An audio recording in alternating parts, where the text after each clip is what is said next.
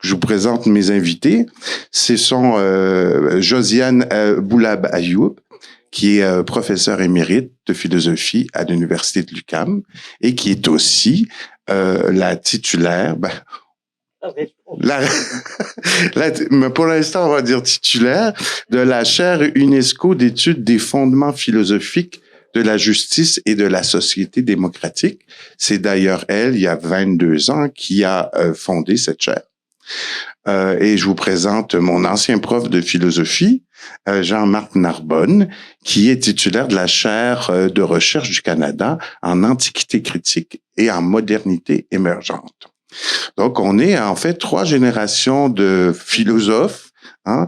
Jean-Marc a eu Josiane comme professeur, puis moi j'ai eu Jean-Marc comme professeur, puis peut-être certains vous m'aurez comme professeur aussi. Donc, dans le fond, il y a peut-être 4 générations. Hein? Puis ce qui nous intéressait de faire aujourd'hui de manière plus informelle, c'est vous parler du métier, mais peut-être plus de la vocation de philosophe. Comment on fait pour devenir philosophe? Est-ce que c'est un choix qu'on fait ou c'est quelque chose qui, moi, qui nous frappe dans la vie? Et en général, ça nous frappe à votre âge. En tout cas, moi, c'est à votre âge où la philosophie m'a prise dans ses grippes. Hein? Donc, on va parler un peu de ça. Je vais vous présenter, vous allez voir, il y aura 3 questions autour desquelles on va discuter brièvement.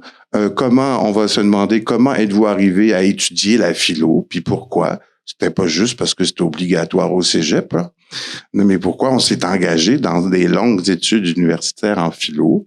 Quel est l'auteur qui vous a le plus éveillé à la philosophie et quels sont nos projets de recherche dans l'avenir. Donc, je vous pose déjà les questions pour que vous sachiez ce qui s'en vient, parce que entre chaque question, la parole sera à vous. Vous pourrez nous poser les questions qui vous viennent en tête et peut-être pas celles qui sont prévues au programme. Donc, on verra. Ben voilà, je commence sans plus. Je pose la question, on va y aller de génération en génération. Alors toi, vous, Josiane, comment êtes-vous arrivée à étudier la philo et pourquoi? J'étais dans le système français. Alors, contrairement au cégep, c'est pas obligatoire, mais la philosophie a toujours été considérée dans le système comme un peu comme Hegel la voyait, c'est-à-dire comme la reine des sciences et l'accomplissement des études, la voie royale, quoi. Et alors nous étions tous, quand nous étions dans l'année qui précédait la terminale de philo, on était très surexcités, très anxieux d'entrer dans cette chose mystérieuse, philosophie, qui nous semblait bizarre avec toutes ces syllabes inconnues. Mais il est vrai aussi que, comme vous, je pense, comme mes étudiants me l'ont souvent dit, on avait des questions à se poser. Et la maîtresse question qui les résume, c'est, je crois, Leibniz, le grand philosophe allemand, un génie, touche à tout, qui s'étonnait. Pourquoi est-ce qu'il y a quelque chose plutôt que rien? Vous voyez? Et pourquoi toute cette histoire? Pourquoi est-ce que nous sommes là? Et on pensait avoir des réponses, au moins, ou des éclaircissements sur cette histoire un peu rocambolesque de pourquoi nous sommes là. Mais je dois dire aussi, je dois avouer, que j'ai fait de la philo parce que je trouvais que c'était facile. J'étais étonné. Mais c'est la seule discipline, si vous y pensez, où vous n'avez pas besoin de mémoriser. Vous avez besoin que de vous écrire et puis vous sortez tout de votre tête, comme l'araignée sort son fil, quand il y a un problème. Alors, la première fois que j'ai eu cette révélation que c'était facile, au fond, et que j'aimais ça, c'est lors de notre première dissertation. Alors, je savais pas trop comment faire, et j'ai répondu candidement, en réfléchissant, en étant un peu critique, et l'éblouissement, c'est quand j'ai eu 17, qui était une excellente note. Alors je me suis dit, ah bien, alors je vais continuer. Et quand j'ai passé mon bac de philo, c'est-à-dire, si vous voulez, le cégep, la licence, non, c'est pas la licence, c'est le cégep, la terminale. Alors, je me suis dit, ben, je vais m'inscrire en philo, puisque ça me semblait facile. Bon, c'était pas si facile, c'était même ardu, et ça dépend. Mais j'ai eu un professeur merveilleux à la licence et qui m'a suivi après enfin, je l'ai eu ensuite comme directrice de thèse, c'est-à-dire Madame Rodis Lévis. Je dois dire qu'au début, là, quand j'étais à l'école, encore au pensionnat, il y avait un grand spécialiste de Plotin qui s'appelait Naguib Baladi et qui nous fascinait. Il y avait quand même mes camarades étaient un peu goguenards quand il arrivait parce qu'il était un peu comme tous les philosophes, un peu fou, vous savez. L'entrée, il se cognait dans les meubles, enfin, etc. Et il s'assoyait et il racontait. Et après, il racontait. Il réfléchissait tout haut. Mais ça endormait la classe. Et il y avait des méchantes compagnes qui avaient mis sur le coin du tableau la formule du chloroforme. Et le pauvre homme ne savait pas que c'était destiné à son discours. Et le philosophe, pour répondre à ta question, par lequel je suis entré en philosophie, qui m'a ébloui avant de connaître la phrase de Leibniz, c'est Platon. C'est Platon, et notre professeur discourait sur un concept qui me semblait mystérieux, auquel je comprenais rien, l'instantané, le soudain. Mais je vous arrête un peu, Josiane, on va conserver pour la prochaine question. Mais attends, il y a Madame Rodis Lévis, et qu'est-ce qu'il y avait encore? Le chloroforme. Le quoi? Le chloroforme. Le chloroforme, j'ai fini, non, mais Rodis Lévis n'était pas chloroforme. Elle s'intéressait beaucoup à l'art précolombien aussi. C'est aussi une des rares femmes à être philosophe. On peut pas dire que dans le milieu des philosophes, il y a beaucoup de femmes. C'est vrai, mais je me suis jamais senti une étrangeté. Parce que, je sais pas, c'était comme ça. Je pense que le milieu... mais je m'arrête. Non, allez-y. Aristote doit venir. Alors, je passe la parole à Jean-Marc Narbonne. Vous, Jean-Marc, comment êtes-vous arrivé, d'où vous venez, en fait, puis comment êtes-vous arrivé à étudier la philo? Quelle idée vous avez eue? Alors, bonjour tout le monde. Moi, je suis québécois, né à Ville-Laval, de l'autre côté de l'île, etc. Et puis, donc, j'ai fait mes études ici au Cégep aussi, à Sainte-Thérèse, au Cégep Lionel Gros. Et puis, c'est toujours difficile de répondre à cette question. Comment est-ce qu'on rencontre la philosophie, etc. Je pense que on part avec des questionnements. On a des questionnements personnels, intimes, et puis aussi plus généraux dans la vie. Et puis, au hasard des rencontres, grâce à l'éducation, ben on tombe sur des professeurs, sur des œuvres qui nous marquent. Et puis, au fond, on navigue un peu à vue comme ça, parce que j'ai eu un intérêt pour la philosophie sans, au départ, bien évidemment, connaître la philosophie. On s'en va un peu à tâtons, hein. On ne sait pas trop. Il y a une part d'intuition là-dedans, qu'est-ce qui nous intéresse, tout ça. Il y avait d'ailleurs pas que la philosophie qui m'intéressait. Je m'intéressais beaucoup à la sociologie, aux sciences politiques, à l'anthropologie, etc. pour moi, le cégep, ça a été comme un bain de jouvence. C'est-à-dire, quand je suis arrivé au cégep et qu'on avait des cours généraux sur la culture, ça m'a beaucoup intéressé. Et ça a été un moment d'éveil très important dans ma vie. Comme si au primaire, au secondaire, j'avais un peu dormi tout le temps. Et puis je me suis éveillé au cégep grâce à des professeurs, puis à des matières aussi qui m'intéressaient et qui posaient des questions que j'avais jamais vues dans ma vie. Parce qu'à la petite école, bon, tu fais la grammaire, un peu la géographie, puis voilà quoi, puis les mathématiques, et puis c'est tout. Donc c'est arrivé comme ça, peu à peu, je dirais. À l'époque, dans les années fin des années 70, le marxisme était très présent.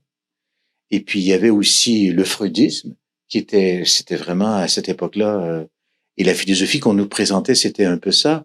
Donc, je dirais que, parmi les auteurs, il y avait des gens comme Marx, un peu, Camus, Albert Camus. Albert Camus, c'est un auteur qui est assez attirant pour les jeunes, je trouve, parce qu'il pose des questions existentielles et éthiques, morales, très importantes, que tout le monde se pose. Et puis, donc, c'est un peu comme ça. Mais comme je suis d'une première génération d'universitaires, comme beaucoup de Québécois qui arrivent à l'université, c'est une première génération, leurs parents n'étaient pas forcément universitaires. Donc, je ne venais pas d'un milieu déjà très cultivé. Donc, c'était pour moi une découverte, véritablement, à partir du cégep. Moi, j'ai vraiment le sentiment que les études supérieures, ça commence au cégep. Ça commence pas seulement à l'université. Déjà, au cégep, tu es traité en adulte, tu as ton propre horaire, tu dois gérer ta barque, mener tes affaires. Et ça, c'est une énorme différence par rapport au secondaire. Donc, c'est comme ça que c'est arrivé pour moi, peu à peu, je dirais. Merci Jean-Marc. Moi, c'est à peu près le même parcours. C'est quand même au cégep que la révélation est arrivée. Les premiers cours de philo, c'est sûr que moi, on en entendait parler au secondaire un peu. Les cours de philo, tu vas voir, c'est bizarre. Mais j'ai vraiment eu des profs extraordinaires. Là, j'ai encore leur nom dans la tête. Là, Pierre Bertrand, il s'appelait. Puis Monsieur Vaillancourt. Et vous savez, à l'époque, là, on est en 90, il y avait 4 cours de philosophie. Donc, le premier cours, c'était un cours de logique formelle, de méthodologie. Puis ensuite, on rentrait dans les vraies affaires. Puis moi, les vraies affaires, c'est parce que j'ai entendu dire que vous étudiez Camus aussi avec Homère. Mais moi, c'est vraiment Albert Camus qui m'a jeté par terre. Moi, je me souviens, j'ai encore l'image, je suis assis dans la classe, on ouvre la première page du mythe de Sisyphe, puis là, il est écrit que la question philosophique par excellence, c'est est-ce que la vie vaut la peine d'être vécue? Je m'étais jamais posé cette question-là. Moi, j'étais assez jeune au cégep, je suis né à la fin de l'été, donc j'avais, je pense, 16 ans. Alors là, ça m'a omnibulé pendant toute l'année, en fait. J'ai lu tout Camus parce que je me disais, mais quelle question, puis que cette question-là, elle est venue, on pourrait dire, s'ancrer existentiellement comme une question de ma propre vie. Donc, je pense que c'est là qu'il y a eu véritablement un ancrage, puis que j'ai aimé les cours de philosophie par la suite, parce que je cherchais à répondre à cette question-là. Pourquoi on souffre dans la vie? Pourquoi des fois c'est pas facile? C'est quoi le sens des efforts que je dois faire? Donc ça m'a tout de suite pris, mais j'avais pas prévu une carrière philosophique. Moi, je voulais être médecin. C'est un classique, là. C'est peut-être ma mère qui avait décidé plus que moi, mais elle me l'avait bien rentré dans la tête depuis que j'avais 6 ans. Hein? Donc moi, je travaillais au cégep, je travaillais fort. Hein? Je sais pas si sûrement comme vous, là, 60 heures semaine d'études. Hein? Tout le monde fait ça, on le sait. Donc, mais je voulais rentrer en médecine, puis c'était ça mon objectif. Et du moment où j'ai été accepté en médecine, là, ça a été, mais je veux pas y aller. C'est pas ça que je veux faire dans la vie. Là, ça a été la crise existentielle. Je peux vous le dire, là, pendant une couple d'années, là, je cherchais ce que je voulais faire. Puis là, je me demandais même qu'est-ce que j'allais faire de ma propre vie. C'est comme cette question de Camus qui revenait. Puis, j'ai erré. Hein? J'ai fait de la bio, j'ai fait des arts plastiques, j'ai fait du théâtre, jusqu'à un moment où je me dis, qu'est-ce que tu veux faire? Je me trouvais un peu bizarre, puis tout le monde me trouvait d'ailleurs bizarre d'avoir refusé de rentrer en médecine.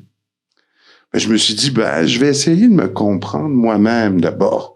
Qu'est-ce que sorte de personnalité que j'ai? Et puis, je me suis dit, je vais rentrer en philo. Puis, je suis rentré en philosophie au bac à l'Université Laval, où j'ai rencontré Jean-Marc Narbonne comme professeur. Hein? Puis, tranquillement, comme le dit Jean-Marc, ça s'est fait doucement.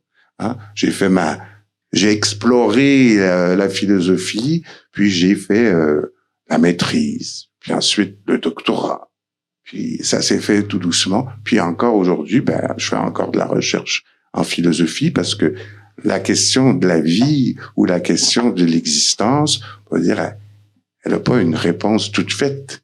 C'est quelque chose qui s'inscrit dans une démarche, je dirais, pour toute la vie. De votre côté, avez-vous des questions à nous poser à ce sujet-là? Il n'y a pas des curiosités là qui vous viennent en tête que vous voudriez savoir?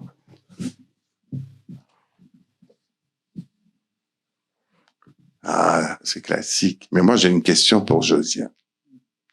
Vous, Josiane, vous étiez en France à ce moment-là, quand vous avez connu la philosophie. Non, j'étais à Alexandrie.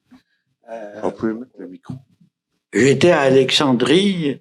Alexandrie est une ville en Égypte, un port. Il y a la mer, surtout.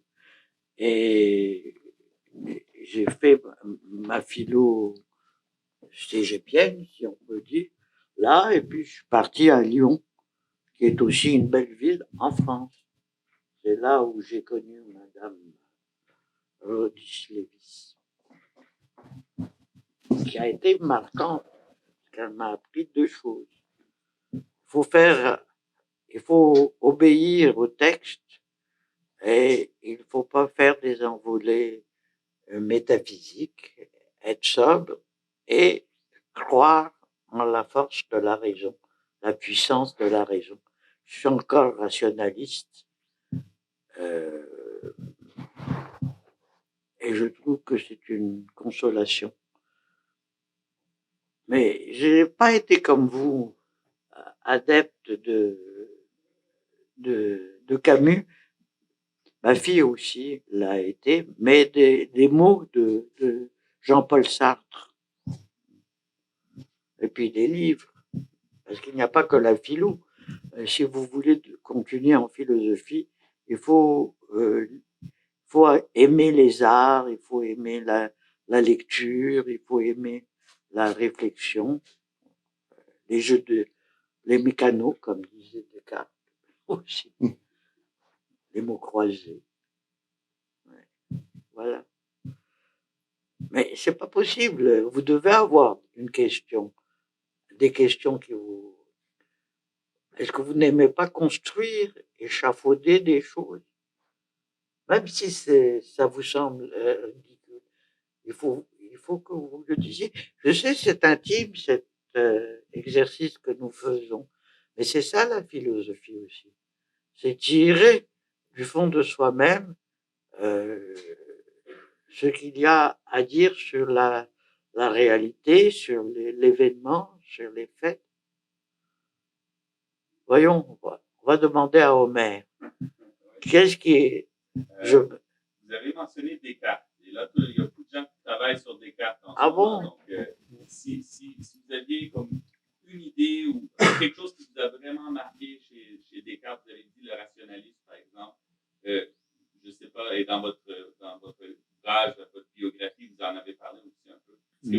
Est-ce que vous voulez dire quelques mots sur Descartes? Oui. La question est ouverte à tout le monde. Hein?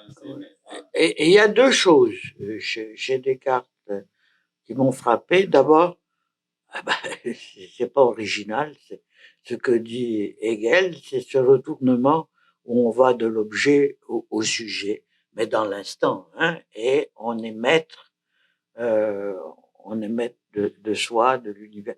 Et c'est sa notion de liberté, de libre arbitre, qui est entrelacée à la volonté, et finalement aussi, ce qui couronne sa réflexion métaphysique, c'est la morale.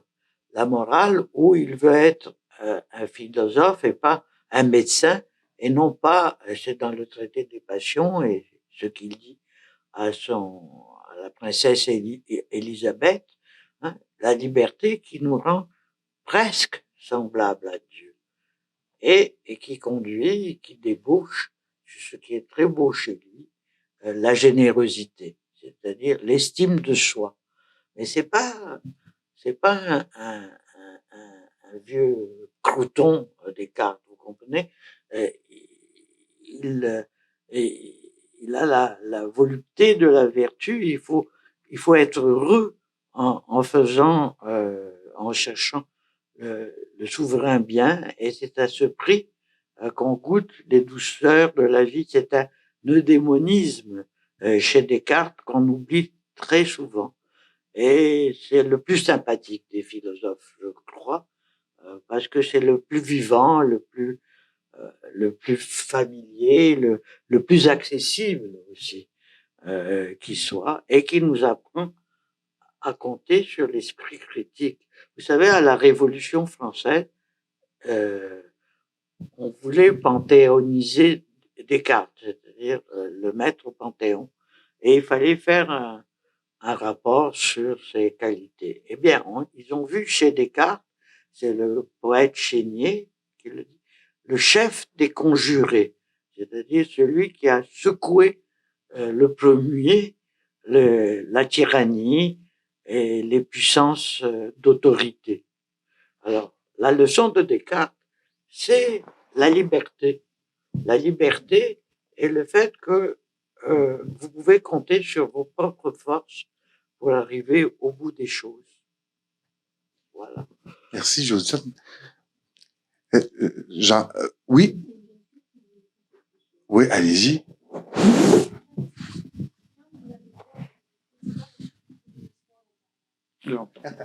C'est quoi nos espoirs de carrière quand on est rentré en philosophie?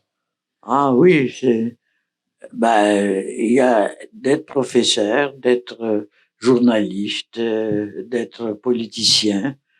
Tout vous est ouvert parce que ce qu'on apprend en philo, c'est une méthode. Oui, je dirais c'est une question intéressante que vous posez. Je pense que ça a varié aussi selon les époques. Hein, il y a des époques où le travail était plus facile à obtenir et tout ça. Là, vous arrivez, vous, à une époque, je pense, où il y a quand même beaucoup de travail.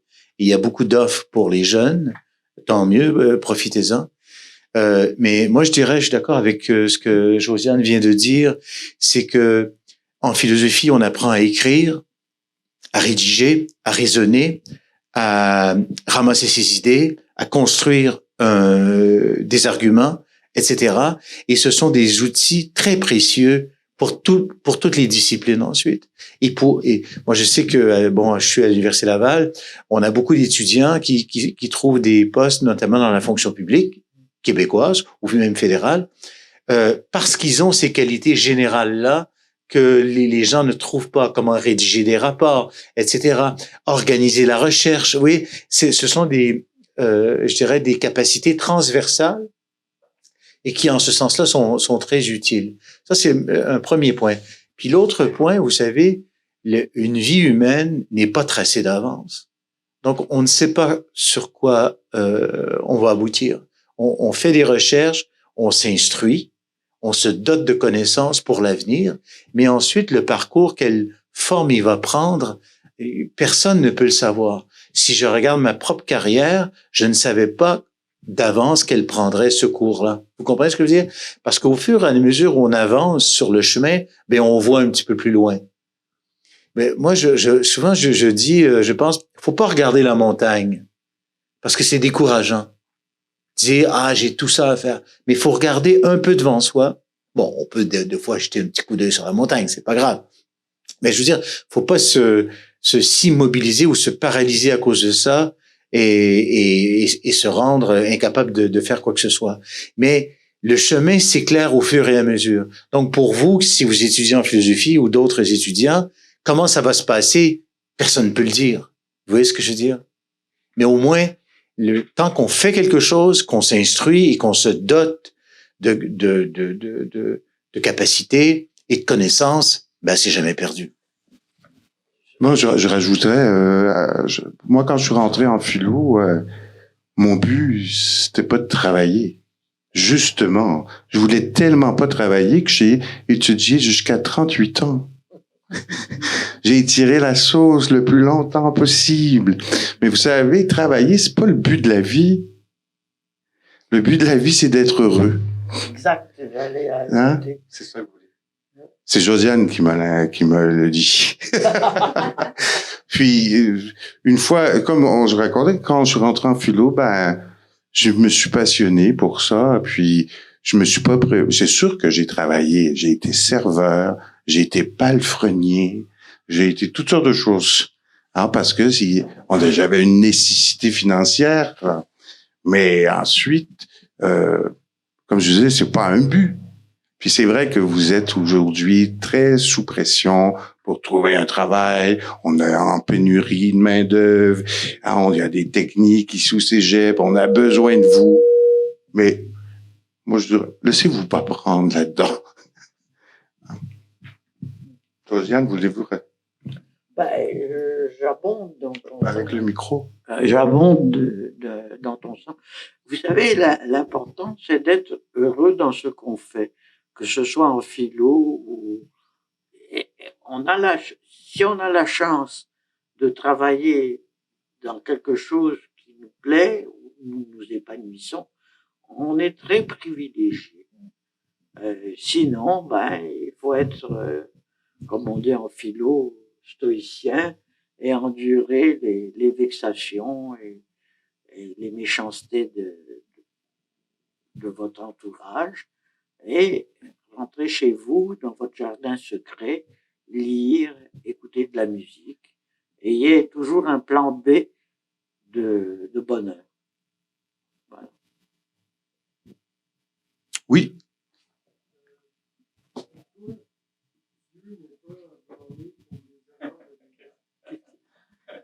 Je pense qu'il y a une question d'examen, là, on a besoin de vous, Josiane. Mais je n'ai pas entendu. Je vais répéter plus fort.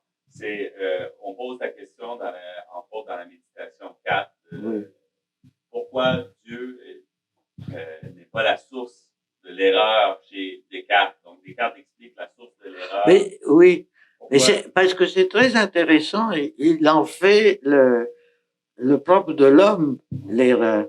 Parce que justement, il a dans la correspondance avec le père Mélan, il a la liberté de se tromper et même s'il y a l'évidence, de désobéir à l'évidence et de pécher.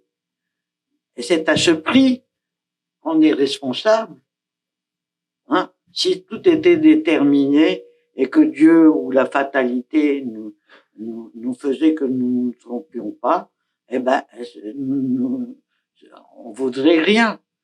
Ce qui vaut dans une action, c'est qu'on sait qu'il y a l'erreur, la possibilité de se tromper et d'essayer de suivre ce qu'il faut pour ne pas se tromper, mais en même temps, la liberté est d'un tel prix chez Descartes qu'il voit l'évidence et qu'il peut, comme il dit, désobéir et pécher, parce qu'il le met en rang de péché. C'est très fort, ça. Ça a des accents de Jean-Paul Sartre, qu'on n'avait pas évoqué, qui dit à peu près aussi, qui dira plus tard la même chose. Mais c'est très fort, la possibilité de l'erreur chez l'homme, et l'homme est responsable de l'erreur et non pas Dieu. Je leur ai dit de ne pas écrire que c'est Dieu, c'est dans leurs travaux, là, de dire l'apôtre, de ne pas blâmer Dieu pour leurs erreurs. Mais il n'y a pas d'évocation de Dieu dans la quatrième pour l'erreur, en tous les cas. Du vrai et du faux. Ouais. N'oubliez pas que Descartes est aussi un grand savant. J'ai appris qu'à 22 ans, Descartes a écrit un traité de musique Oui. qui est fabuleux, qui est encore aujourd'hui le même, hein, qui apparaît. Avez-vous d'autres questions dans la salle? Si vous voulez que je... C'est bien qu'ils aient des questions. Oui, Oui, vas-y. voilà. Oui. Donc, ma question, c'est un peu plus, là, on a parlé comment devient-on philosophe, mais pourquoi devient-on philosophe? Donc, pourquoi ne pas avoir choisi une discipline plus utilitariste? Parce que, surtout dans le contexte, là, en ce moment, bon, nous, on a croisé des chemins, pour la plupart, là, on est dans un marché capitaliste. Donc, pourquoi devrait-on devenir philosophe, sachant que c'est un peu plus humaniste et donc pas utilitariste qui correspond au marché actuel? Oui. Mais je vais répondre. C'est parce que c'est comme une gymnastique. Disons que le travail, hein, et le monde du travail, c'est les Jeux olympiques. Et que la philosophie, de faire de la philosophie, c'est de vous exercer à pouvoir répondre à tous les possibles. Comment? En exerçant, en éduquant son regard critique, en éduquant ses possibilités de lire, de comprendre, de construire, d'argumenter. C'est pour ça que de choisir d'être philosophe, d'abord de manière pratique, vous avez les cégeps où la discipline est obligatoire. Donc, vous avez déjà des débouchés de vous. Mais de manière générale, vous n'avez pas simplement les cégeps, comme on l'a dit. Pourquoi être philosophe? Et puis, ça, c'est le plus facile, comme je disais. Je regrette, c'est ma réponse, mais peut-être c'est la réponse d'une autre personne. Je trouve que on n'a pas besoin, comme dans les autres disciplines, de mémoriser, de se rappeler, de devoir suivre des chemins balisés. Non, tout vient de nous, de notre liberté à nous de penser comme nous l'entendons, d'essayer de penser bien. Mais ça vient de nous. Moi, je dirais, pourquoi choisir, parce que le sens de votre question, si j'ai bien compris, c'est pourquoi choisir la philosophie et pas autre chose. D'accord? Ma réponse à ça, c'était que quand j'ai fait mes études, en tout cas, c'est encore un peu ce que je pense aujourd'hui, ça m'apparaissait comme la discipline la plus englobante, la plus profonde, celle qui tentait de s'adresser aux questions les plus décisives dans la vie. Plus que l'anthropologie, plus que d'autres domaines. Vous voyez, dans les sciences humaines, je trouvais que c'est là qu'il y avait le questionnement le plus radical. Josiane, tout à l'heure, parlait de l'argument de Leibniz. Vous savez, cet argument où la question qu'il pose, c'est pourquoi y a-t-il quelque chose et pas rien, et non pas rien? Mais ça, il n'y a pas plus radical comme question, hein. C'est même pas pourquoi il y a Dieu, c'est même pas ça, là. C'est pourquoi quelque chose. Y compris même Dieu. Pourquoi quelque chose? Bon, ça me plaisait beaucoup. Le fait de dire, il n'y a pas de question plus profonde. Il n'y a pas de question plus décisive, plus déterminante dans la vie. OK? Et ça me plaisait. Et ça me paraissait répondre davantage à ce que je cherchais plutôt que, disons, la psychologie ou je ne sais pas quoi. D'accord? Ça, c'est un aspect de la réponse. Maintenant, si vous prenez le côté pratico-pratique de la carrière et tout ça, c'est une autre question. On en a parlé tout à l'heure. Mais vous savez, il faut pas oublier une chose, c'est que si nous avons la vie que nous avons, nous, ici, aujourd'hui, au Canada, au Québec, etc., c'est aussi parce qu'il y a un ensemble culturel, hein. Il y a des traits culturels de notre culture qui rendent possible ça, et la philosophie en fait partie de manière extrêmement intime, hein. C'est que la culture philosophique est présente chez nous Et ce questionnement, il habite toute la pensée et je crois que ça crée une ouverture d'esprit qu'on n'a pas forcément ailleurs. Si je devais oser parler de Descartes devant Josiane, ce que je ne fais jamais, parce que c'est une grande spécialiste de Descartes, c'est ce qui est pas mon cas. Moi, ce qui m'a frappé chez Descartes, c'est le doute. Hein, c'est fondateur chez lui. Et donc, une vie humaine, c'est ce que disait déjà Socrate, hein, une vie humaine où il n'y a pas d'examen, parce que le doute en grec, c'est la skepsis, hein, c'est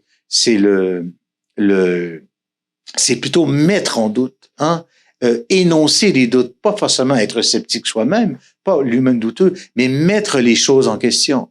Et ça, c'est fondamental de l'activité philosophique et ça fait partie intégrante de notre culture au sens large. Et c'est ce qui nous permet de vivre comme nous vivons. En ce sens-là, pour moi, il n'y a pas d'un côté la philosophie qui sert à rien et le reste. C'est un ensemble. Moi, je rajouterais aussi, vous savez, dans le rapport que j'avais eu aussi avec Camus, tu vois, Camus parlait aussi du suicide philosophique. Et ça m'a beaucoup marqué dans le sens où c'est comme renoncer à sa propre liberté.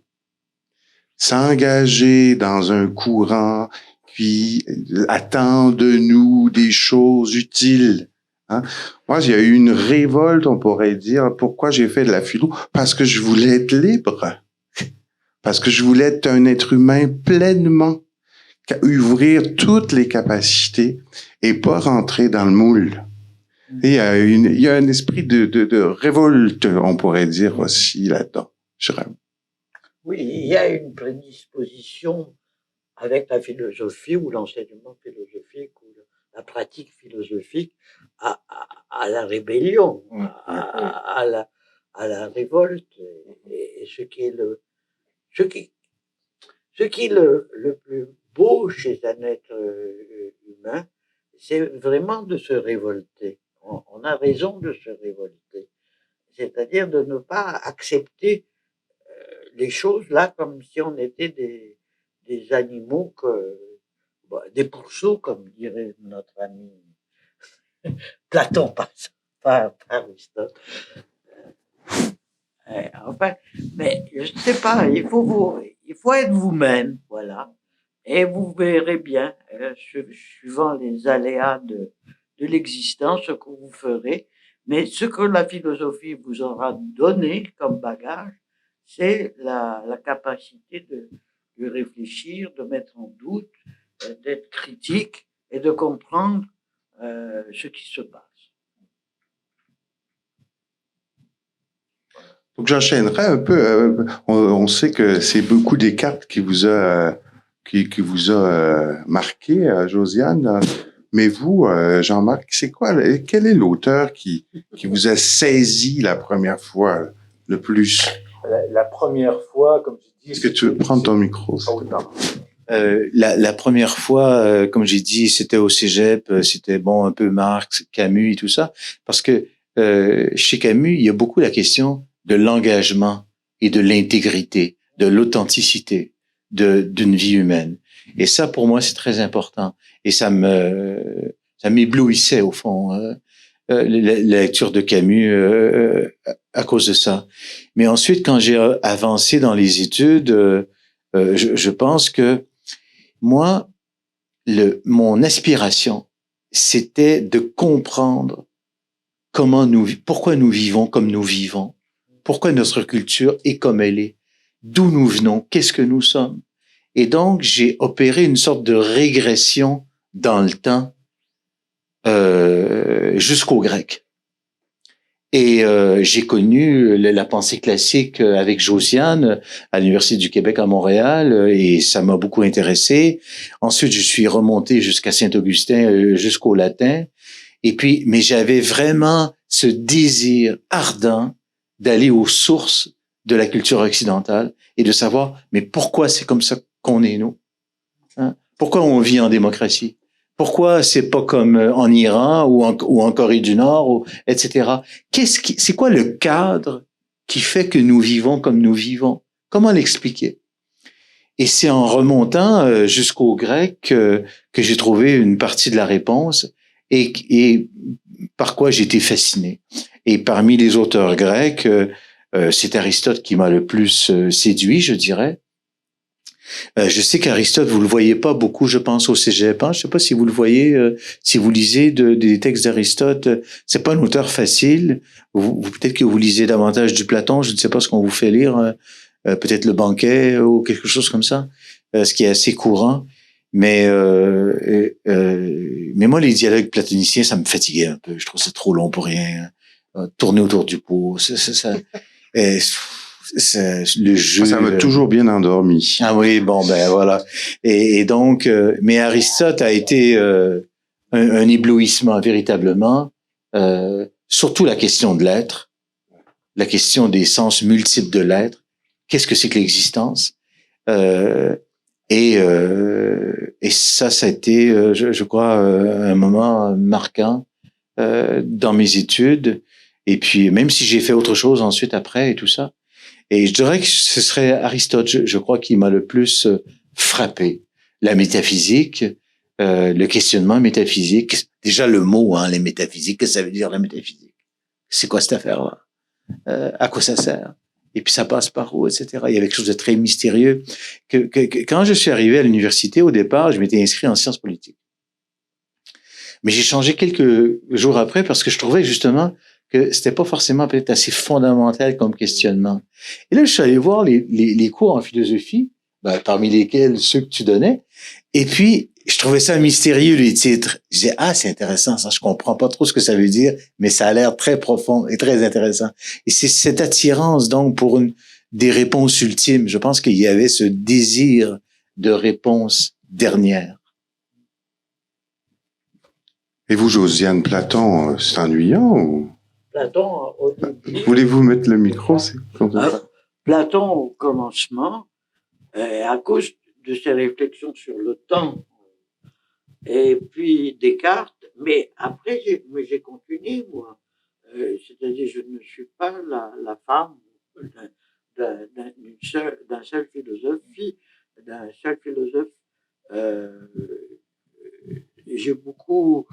Je me suis intéressé beaucoup, chemin faisant, aux questions justement d'éducation et aux procès-verbaux de l'éducation du comité d'instruction publique sous la Révolution, c'était aux auteurs révolutionnaires, mais aux auteurs surtout modernes, Montesquieu, Rousseau et Diderot, mon cher Diderot, que je préfère parmi les philosophes modernes parce que je trouve Rousseau un peu génial et Diderot est amusant et puis il est aussi profond malgré ses pirouettes. Et puis après, Condorcet, je veux dire, les idéologues m'ont fasciné. Des styles de Tracy, Cabanis, parce que ils voulaient remplacer la métaphysique justement par la réflexion sur le langage et sur l'être. Et puis après les idéologues, il y a quelqu'un qui m'a fasciné, c'est l'abbé Grégoire. Pas parce qu'il était curé, mais parce que c'est quelqu'un qui a lutté pour les droits des minorités, des juifs, des noirs. C'est grâce à lui que nous avons maintenant, que nous vivons en démocratie, dans le respect des droits de l'homme et du citoyen. Mais c'est une époque magnifique. Au fond, comme avec Jean-Marc, ce qui est intéressant, c'est pourquoi nous vivons en démocratie et qui a favorisé, comme dirait le Kant, là, les conditions de possibilité de la démocratie. Un autre grand philosophe, c'est aussi Kant, malgré tout. Je dirais, Kant, moi, ça a été le deuxième choc, là. J'étais au bac en philo, puis quand on est arrivé au cours de Kant, on a perdu à peu près la moitié de la cohorte, je dirais. Mais j'avais eu une bonne note. Voilà. Donc, moi, j'ai dit, on nous a dit, les Allemands, c'est très difficile, c'est là que ça passe ou ça casse. Là, j'ai eu comme un encouragement. Moi, je me suis lancé après sur Hegel. Pourquoi? Parce que je me souviens de ma prof, Marie-André Ricard, elle avait dit au début du cours, vous allez voir Hegel, c'est vraiment difficile. Mais si vous embarquez là-dedans, vous allez vraiment beaucoup apprendre. Alors, j'en ai fait mon projet de maîtrise. Puis grâce à Hegel, j'ai connu Gadamer. Gadamer qui était encore vivant. Quand je me suis engagé dans le doctorat, je suis parti pour l'Allemagne parce que les Allemands m'avaient fasciné. Puis j'ai rencontré Gadamer 1 an ou 2 avant qu'il décède. Mais je comprenais rien de ce qu'il me disait en allemand. J'étais juste subjugué. Vous voyez, mais ce qui est intéressant, c'est que Gadamer me ramenait à Platon. C'est lui, on pourrait dire, qui m'a appris, parce que c'est un grand fan de Platon. Gadamer a lu Platon toute sa vie. Il a relu. Il y a un beau dicton chez Gadamer, c'est « lire, c'est relire ». Donc, il m'a appris, en fait, moi qui trouvais Platon plate un peu au début, à détecter, à voir là le mouvement de ses pensées. Il a lu Aristote aussi. Il a même traduit Aristote. La Phronésis, il l'a traduite à la fin de sa vie. Hein? C'est une très belle traduction. Oui, oui. Mais c'est un très grand lecteur des anciens. Mais il m'a réappris à revenir aux anciens. Oui, bien sûr. Et ce qui est intéressant du travail qu'on fait avec Josiane et avec Marc, c'est Josiane est spécialiste du 17e, 18e, etc. Mais on travaille beaucoup sur justement la relecture des auteurs grecs et l'impact qu'ils ont eu sur eux. Et puis, au fond, comment ça a modelé la culture dans laquelle nous nous trouvons aujourd'hui et dont nous bénéficions.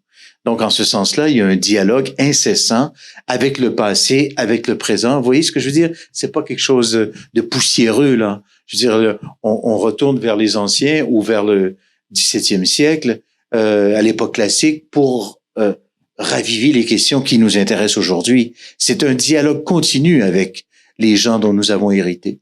C'est pas quelque chose de mort. Le républicanisme, par exemple. Oui.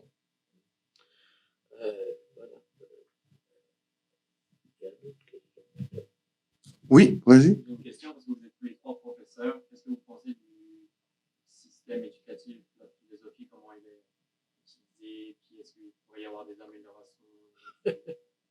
C'est comme une seule personne qui parle et il y a 40 personnes qui écoutent. Donc, en général, la philosophie, on aime ça quand on discute à deux, c'est une discussion. Il faut plusieurs formules. Je suis d'accord avec vous. Il y a d'abord le magistral pour asseoir des bases, et parce que vous ne pouvez pas quand même réinventer la roue sans savoir les éléments.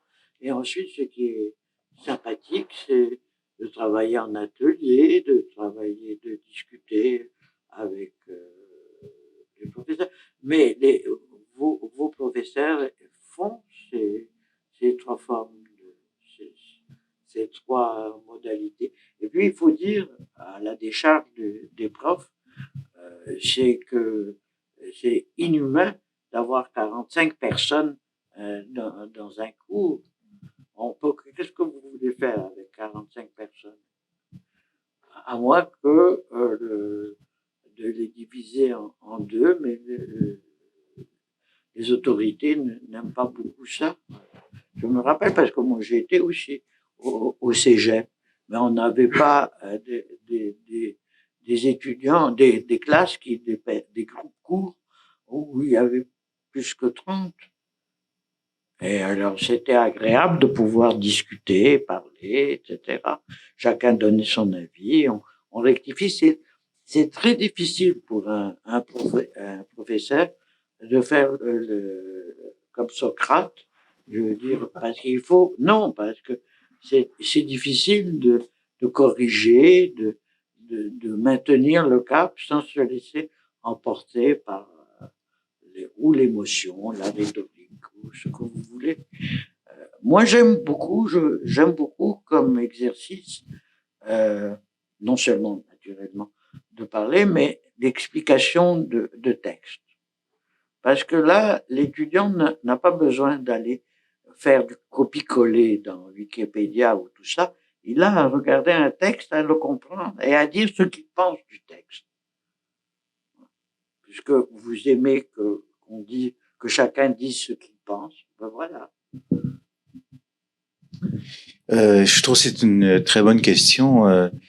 Moi, je suis pas au niveau collégial, j'enseigne pas au niveau collégial, mais je trouve que on a beaucoup de chance au Québec d'avoir les cégeps où il y a 3 cours de philosophie obligatoires. Auparavant, c'était 4. Je regrette qu'il n'y en ait pas 4. Je trouve que ça donne l'occasion aux étudiants, quelle que soit leur discipline, leur orientation, à discuter des choses de la vie, de la réalité, les menaces qui pèsent sur nous, et puis comment, en tant qu'être humain, on peut réagir. Je trouve que par rapport à d'autres systèmes d'éducation ailleurs, c'est un grand avantage. Et vraiment, je trouve que c'était une trouvaille quand on a fondé les cégeps que de donner les cours. Ensuite, la question, c'est comment on doit donner les cours. Ben, moi, je retrouve qu'il y a, si je compare avec les cours que j'ai eus au cégep, sans vouloir critiquer cette époque, les cours que j'ai eus, moi, au cégep, et ceux dont j'entends parler, les cours maintenant, je trouve qu'il y a un sérieux maintenant de plus en plus grand dans les auteurs qu'on aborde, le travail qu'on demande, etc. Je trouve qu'il y a eu un gain énorme. À mon époque, je veux dire, quand j'étais moi au cégep, j'ai pas lu Kant, j'ai pas lu Aristote, j'ai pas lu Platon. C'était en un sens pas assez technique. Tandis qu'aujourd'hui, je ne sais pas ici ce qui se fait, mais bon, apparemment, vous lisez Descartes et tout ça, mais ça, c'est extraordinaire dans la vie d'avoir l'occasion de lire des grands textes. Quand on est jeune, ça ouvre l'esprit. Ça donne l'occasion de voir autre chose que ce que vous voyez tous les jours sur le web. Vous savez, les petits messages qui sont constitués de 4 mots ou 4 demi-mots. C'est très important de se coller à ça une fois dans sa vie, de voir c'est quoi des grands textes où on pose de grandes questions et où on discute. Donc, je trouve que le Québec gagne énormément d'avoir ces cours-là. Ensuite, la question qu'on peut se poser, c'est comment on rejoint les étudiants, comment on les fait parler, comment on peut rendre ça vivant, parce qu'il faut aller chercher les gens quand même, leur montrer l'intérêt de ça. Puis c'est pas toujours facile. Puis quand, selon les secteurs où on enseigne, je sais que le défi peut être très grand parce qu'il y en a qui sont pas du tout intéressés. Puis ça dépend aussi toujours du prof. Vous savez, quand on aime le prof, on aime la matière. C'est en général, ça joue énormément.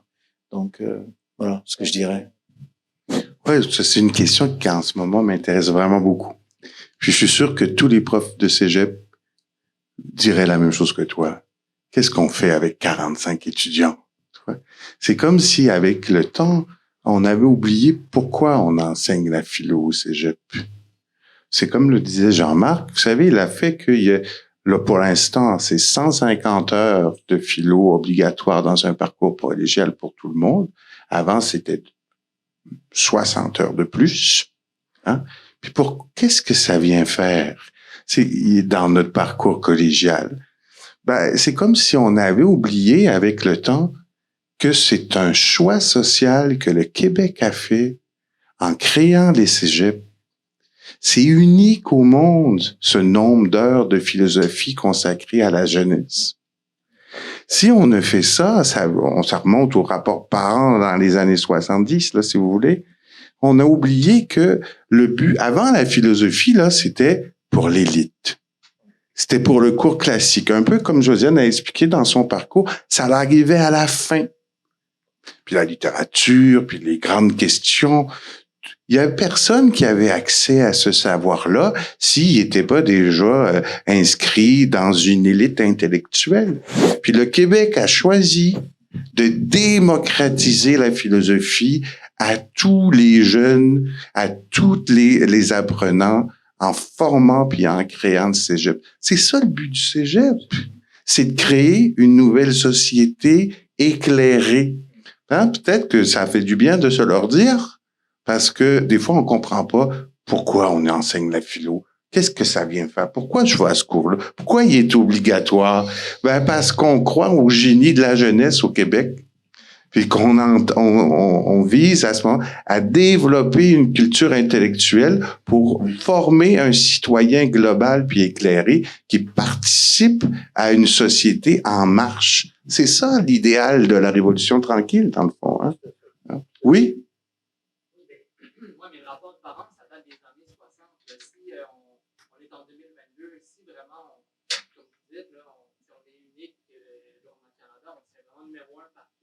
J'ai de la misère à voir comment ce bagage-là de connaissances supplémentaires, ça se concrétise. On a fait beaucoup de progrès. On part de loin, hein. Le Québec, vous savez, était sous-cultivé pendant des décennies, etc. Il y a un rattrapage qui est très important. Et puis, vous savez, on vit dans une société où, malgré tout, il y a quand même pas mal de tolérance. En tout cas, il y en a souvent plus qu'ailleurs, etc. Donc, le dialogue social que l'on crée à travers des cours de formation générale, pas juste la philosophie, mais notamment la philosophie, je pense que ça nous sert beaucoup. OK? Parce que vous êtes à un âge qui est très difficile. Hein? C'est un âge où il y a des dilemmes vitaux, où on se pose des questions parfois dramatiques. Et si on a l'occasion, en lisant des textes, en parlant avec des amis et en classe, etc., de parler de questions qui vous touchent d'une manière ou d'une autre, ça peut tout changer. Donc, on n'est pas dans une société parfaite et puis on va pas régler tous vos problèmes forcément, mais disons que la démarche, je pense qu'elle est saine puis elle doit être maintenue. Et oui, on a du rattrapage à faire. Oui, c'est pas parfait, mais je trouve que le Québec quand même tire son épingle du jeu pas trop mal, compte tenu, vous avez oublié, vous savez qu'on est une minorité, hein. Et une minorité dans le monde a toujours plus maille à partir qu'une majorité. On est une minorité en Amérique du Nord, vous le savez. C'est un combat qui n'est pas facile. Je veux dire, on est, je ne sais pas, on est face à 100, face à 1000. Donc, il y a ça qu'il faut en faire entrer dans l'équation, je dirais. Je sais pas si ça répond à votre question. Hein. Oui, ben, ça répond, mais j'ai l'impression que on a un peu resté en français. Il faudrait voir un peu l'adéquation entre vraiment le système d'éducation et nos besoins réels. Je comprends. Dans marche de la société. Oui. L'adéquation. Oui. Oui, mais le système d'éducation est un tout. Hein. Si vous arrivez au cégep et que vous à peine si vous savez lire et comprendre, il faudrait quoi? Recommencer et réadapter. Je suis d'accord avec vous, c'est-à-dire qu'il faut réformer ce système d'éducation, obligé à faire des dictées, par exemple, et des analyses logiques. Mais comme ça, on arriverait au cégep et on pourrait vraiment, comme voulait le jeune homme, discuter, parler et s'exprimer. Vous savez qu'il y a un de mes collègues, Simard, qui dans son petit livre sur l'enseignement dans les cégeps, a montré, chiffre à l'appui, que si le Québec était plus éveillé sur les questions d'écologie, c'était grâce au cours 201 dans les cégeps. Voilà. Mais ceci dit, moi aussi, je trouve que tu as raison. Il y a une réflexion qui doit être faite. Hein, le cégep, l'enseignement de la philo, ça n'a pas vraiment changé depuis 93. Mais la philosophie est éternelle. Qu'est-ce que tu veux changer? Non, mais je parle de son enseignement. Son enseignement, bon, il y a trois formules possibles et qu'on a combinées selon les circonstances. Mais d'abord et avant tout, il faut baisser le nombre d'étudiants par classe. C'est intenable qu'il y ait 45 personnes. Qu'est-ce que c'est?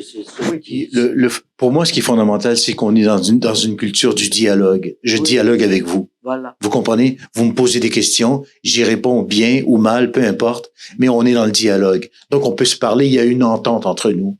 Il y a une entente avec vous. Et c'est ça qu'on doit maintenir socialement. Il y a un dialogue possible, il y a une entente. On n'est pas forcément d'accord sur les objectifs. On peut vouloir prendre des tracés différents les uns les autres. Ça, c'est correct. OK? On a le droit à ça. Mais c'est un dialogue d'adultes. Je vous parle comme un adulte. Vous me posez des questions comme un adulte, vous voyez. Mais ça, c'est formidable. Vous avez, je vais dire un aparté personnel.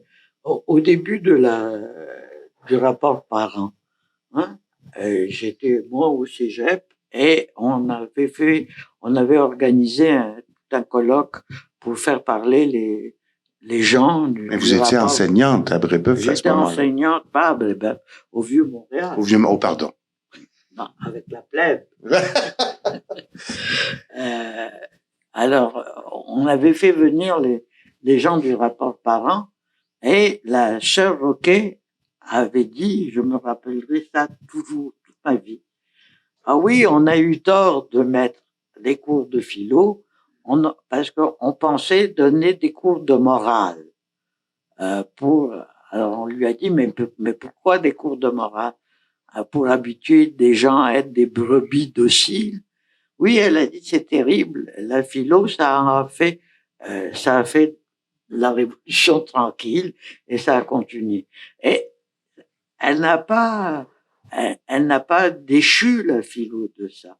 C'est un enseignement à la liberté, à la révolte. Alors, comment voulez-vous changer? On ne peut que continuer à grogner les professeurs de philosophie pour mieux adapter l'enseignement à la matière, aux réalités d'aujourd'hui. Par exemple, je ne sais pas moi. J'étais allé voir Monsieur Camille Lorrain à un moment donné parce que au moment où on défendait la philo, et il disait mais c'est mieux de faire l'histoire. J'ai dit on peut faire de la philosophie en prenant des exemples historiques et de réfléchir.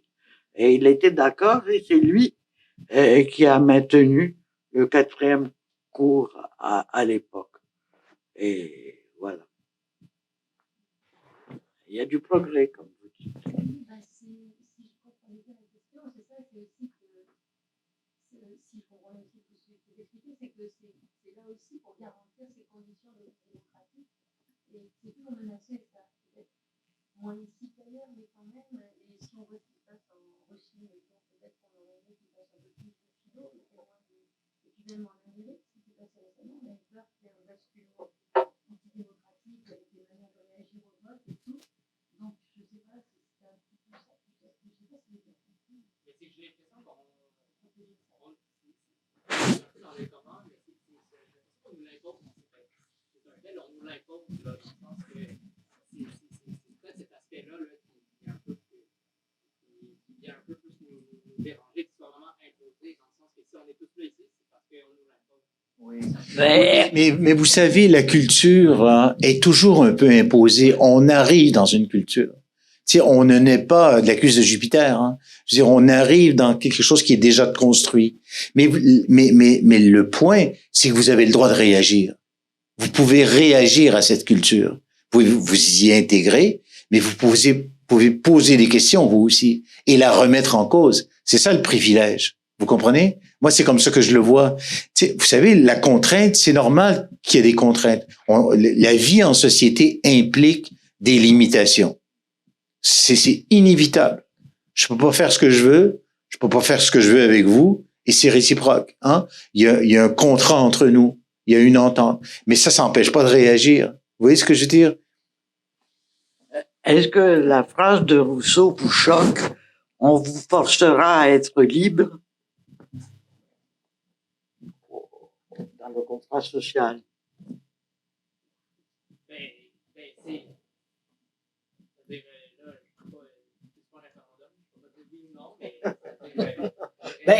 Comme a dit Jean-Marc, vous avez le droit de réagir.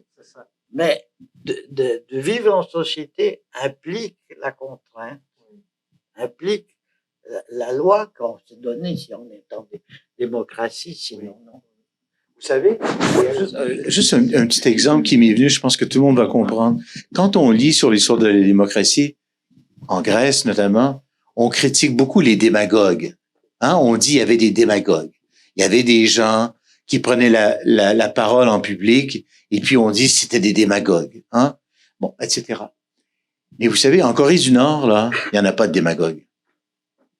Donc, je pense qu'il faut accepter qu'il y ait des démagogues, c'est-à-dire souvent des gens qui n'ont pas la même opinion que vous. Vous comprenez ce que je veux dire? Si je suis pas d'accord avec ce que vous dites, je vais vous dire, ah, c'est démagogique. Puis vous allez peut-être dire l'inverse. Mais il y a un espace ouvert de débat entre nous. Puis je pense que la culture occidentale est une culture du débat. Et elle doit le rester. Et moi, en tout cas, je travaille à ça, à ce que ce débat-là reste vivant. Et donc, peut-être qu'on arrivera, vous et moi, à un compromis. Vous voyez ce que je veux dire? À travers le débat. Et si on arrive à un compromis, bien, on a gagné quelque chose. Tu sais, la vie démocratique, c'est une vie de compromis, hein. J'aimerais avoir ça, mais je peux pas. L'autre personne voudrait avoir ça, elle ne peut pas. Faisons un bout de chemin, puis essayons de nous entendre, et puis d'être heureux ensemble. Hein, parce que, tu sais, vivre socialement, c'est pas juste pour survivre, c'est qu'on veut être heureux ensemble. On cherche le bonheur, et c'est légitime. Ben, c'est pour revenir un peu sur l'enseignement. Ouais. Sur l'enseignement de la philo, de son rapport obligatoire. Vous savez, puis de prendre parole, comme disait Jean-Marc. Vous savez, souvent, les profs en philo au cégep, on est un peu surpris de l'apathie des étudiants. Vous êtes là, vous subissez votre sort, vous venez à vos cours obligatoires, vous passez ou pas, mais on n'entend pas beaucoup de réactions par rapport à ce que vous pensez du cours. Ils subissent. Mais il faut ouvrir la bouche. Même dans vos cours de philosophie, moi j'ai eu plein de cours de philo où je vois des bouches ouvertes qui participent pas, mais allez-y. Hein? Mais il y a une chose que je veux vous dire aussi, parce que c'est pas un secret d'État, il y a une réflexion sur l'enseignement des cours de la philo en ce moment au Québec. Si on vous invite à y prendre part, ben, j'espère que vous allez saisir votre chance. L'idée, c'est pas de remettre en question les cours de philo, mais c'est de comprendre le sens des cours de philo dans votre propre formation. Puis même les profs j'invite aussi les profs, hein, parce qu'on est insatisfait, on peut pas faire tout ce qu'on aimerait faire pour vous transmettre cette passion de la philosophie, là. Mais c'est jamais parfait, une institution d'enseignement. Ce qui est important, c'est qu'elle cherche constamment à s'améliorer puis à se renouveler. C'est en train de se faire. Mais c'est tout mon temps, ça, la question. Pourquoi il faut être obligé? Mais parce que il faut tirer parti. Bon, mettons que c'est obligé, d'accord. Mais l'intelligence, c'est de tirer parti de ça et de profiter le plus possible et de rectifier en classe même, de poser des questions, etc., d'en faire quelque chose de libre autant que possible. Tirer parti des contraintes que vous subissez. Pas simplement être apathique. Oui, je vais revenir peut-être pour la fin, pour la question qui vient de Léna, mais juste pour parce qu'on approche de la fin, là, on pourrait discuter tout l'après-midi, hein. Mais j'aurais une dernière question peut-être pour notre table ronde, peut-être en lien justement avec les discussions qu'on a eues. Pour chacun d'entre vous, c'est quoi les projets futurs là que vous menez pour l'instant en philosophie? C'est vers quoi on se dirige? Jean-Marc, c'est quoi tes projets de recherche? Oui, alors moi, mes projets de recherche en philosophie, moi je suis un spécialiste de philosophie grecque, antique, mais je m'intéresse beaucoup à la question du rapport entre l'Antiquité et la modernité. C'est vraiment ça le point. Puis vous savez, on dit que la démocratie a été inventée à Athènes, en Grèce antique, pas seulement à Athènes, dans d'autres villes aussi, d'autres cités, mais notamment à Athènes parce qu'on est mieux documenté pour Athènes. Et puis, donc, il y a une histoire de la démocratie antique, puis il y a une renaissance de la démocratie autour de la Révolution française, de la Révolution américaine, puis un renouveau de la démocratie. Vous êtes au courant de ça. C'est comme si la démocratie avait deux histoires. Puis moi, mon projet, c'est de relier ces deux histoires-là. C'est de voir c'est quoi les liens qui ont été tissés entre ces deux histoires-là, qui en font, au fond, un fil continu. Que nous avons un lien directement, non pas seulement avec la démocratie moderne dans laquelle nous vivons, mais à travers la démocratie moderne, un héritage culturel qui va jusqu'à la Grèce antique. Et ça nous donne une meilleure vision, je pense, de ce que c'est que notre culture et ce qu'elle a de précieux, sans être parfaite, et comment on peut la maintenir, la préserver. Mon projet philosophique, c'est vraiment ça. Avoir une meilleure idée du cadre dans lequel notre civilisation évolue. Moi, je suis tributaire de Jean-Marc, c'est-à-dire que mes projets de recherche se greffent sur les projets de recherche de Jean-Marc. Je suis, si vous voulez, la facette moderne. Oui, bon, on travaille ensemble. Oui, on travaille ensemble. Et puis, je continue à la chaire UNESCO. C'est important la chaire UNESCO parce que c'est de populariser pour le plus grand nombre la philosophie vivante, en prise avec l'actualité d'aujourd'hui. Alors, les gens ne viennent pas, ils sont pas obligés. Et ensemble, on réfléchit et on écoute ce que tel ou tel invité a à dire. Et puis donc, de faire comme une sorte de salon philosophique. Et puis, il y a les éditions de l'encyclopédie Pankouk. Le dernier dont j'ai à m'occuper, c'est sur l'architecture. Voilà. Donc, il faut dire que Josiane a dirigé aussi toute une bibliothèque d'encyclopédie qui est en ligne d'ailleurs. Hein? Oui. Oui. Ben, moi aussi, mes projets de recherche, ils se rattachent aussi avec le projet de Jean-Marc dans la démocratie, mais moi, je me préoccupe davantage là de la transmission des principes démocratiques vers la société civile, vers les étudiants, évidemment.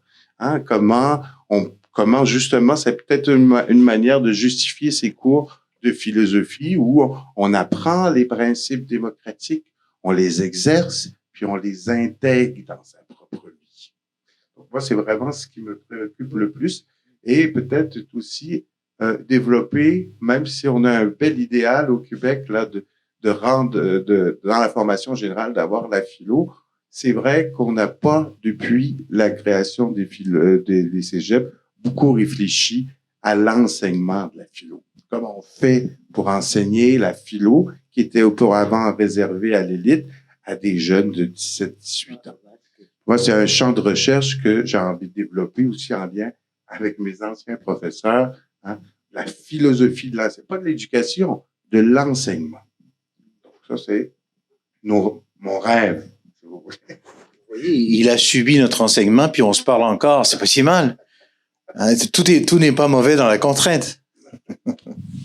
Oui. Il y a le titre de la chaire de Josiane Blavaillou qui dit quand même déjà beaucoup de choses. C'est un titre choisi il y a 22 ans, si je comprends bien, mais c'est la chaire UNESCO des fondements philosophiques de la justice et de la société démocratique. Et de la démocratie, absolument.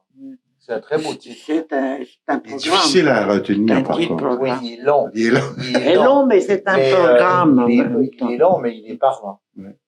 Puis je rajouterais, vous savez, la vie démocratique, c'est aussi, comment je dirais ça, il y a une démocratie intérieure en vous qui est à découvrir aussi. Je ne sais pas parce qu'on a des opinions, puis est-ce que les opinions qu'on a, tu sais, la démocratie, c'est pas juste un débat d'opinion où la plus forte gagne. C'est un dissensus. Mais il y a, et ces opinions-là on pourrait dire, qui nous possèdent, est-ce que c'est vraiment les miennes? Elles nous viennent la plupart du temps de nos parents, de nos entourages, de notre culture. Mais ces opinions-là, à l'intérieur de nous, elles doivent rester aussi en mouvement. Hein? Puis qu'il y a, en fait, c'est ce que j'aimerais démontrer, qu'il y a une vie démocratique intérieur, qu'il y a un consensus intérieur aussi qu'on doit être capable, par notre ouverture, à assumer pour avoir une vie démocratique saine avec les gens qui sont autour de nous. Donc, moi, ça sert à ça, la philo. Un vrai poète. Oui, parce que c'est surtout la dictature à l'intérieur de nous-mêmes, non? Ouais, ben, la dictature de l'opinion dominante, si vous pensez, par exemple, aux complotistes, au convoi de la liberté, c'est pas parce qu'on est plusieurs à croire la même chose qu'on est dans le vrai. Mais le complotisme, justement, c'est la fin du dialogue. C'est la fin. La fin du dialogue. Ah oui, mais Ah, ça C'est ça. Et la terreur qu'on voit aux États-Unis avec c'est terrible. avec des oppositions où les gens ne peuvent plus se parler, c'est que le dialogue, il est rompu. Voilà. Je suis dans la suspicion absolue vis-à-vis de ce que vous me dites et on ne peut plus dialoguer. Mais si on arrive à ce point-là, il n'y a plus de vivre ensemble. Et ça, on va aller vers quoi? Vers le schisme, vers les soulèvements et la guerre civile. Et ça, il faut absolument éviter ça. Il faut maintenir le dialogue. C'est ça qui est très important. Avec les jeunes, mais avec les plus âgés aussi. Il faut qu'il y ait ce circuit de dialogue qui nous garde dans le ring, en quelque sorte. Ouais. Le danger de nos jours, c'est vraiment ça. Les fausses nouvelles, les fake news. Oui. Ben, écoutez, est-ce qu'on m'entend ou? Oui, on t'entend. Ouais.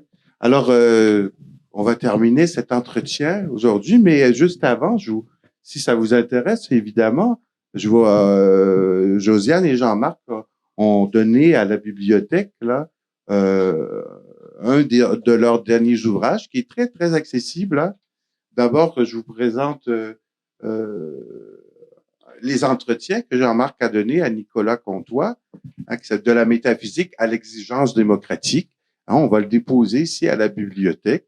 Puis là, vous faites tout un parcours historique aussi, et puis des intérêts de recherche jusqu'à aujourd'hui. Je vous invite à l'emprunter. Il y a aussi Josiane qui elle en a parlé un petit peu au début de notre rencontre sur l'instantanéité chez Platon. Et là, justement, elle nous a écrit une petite biographie intellectuelle de son parcours d'Alexandrie jusqu'à Montréal, qui s'appelle Soudainement, comme une lumière s'allume. Donc, vous voyez, il y en a pas beaucoup de récits comme ça de philosophes québécois, mais là, on en a ici 2 à la bibliothèque.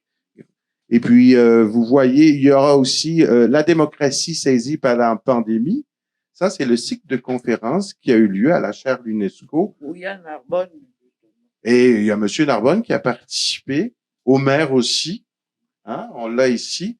Donc, c'est les verbatims de ces rencontres, de ces débats qui ont lieu à la chaire UNESCO et auxquels vous êtes les bienvenus aussi, si ça vous intéresse. Donc, on va vous déposer les verbatims, c'est-à-dire les comptes rendus de la démocratie pris par la pandémie. Vous voyez, en ce sens-là, la philosophie, c'est pas juste l'ancien, c'est aussi l'ancien aujourd'hui. Comment faire parler ces connaissances-là au présent. Je finis là-dessus. Gadamer disait, si on s'intéresse encore aujourd'hui à Platon, à Aristote, à Descartes, c'est parce qu'on vit encore les mêmes problèmes. Puis qu'eux sont les sources de cette réflexion-là, de toute la réflexion que l'humanité a fait autour des problèmes humains. Et il faut ensemble, comme disait Diderot, faire sauter les barrières que la raison n'aura point posées. Merci beaucoup à tout le monde. Merci de votre attention. Merci beaucoup. Merci pour vos questions.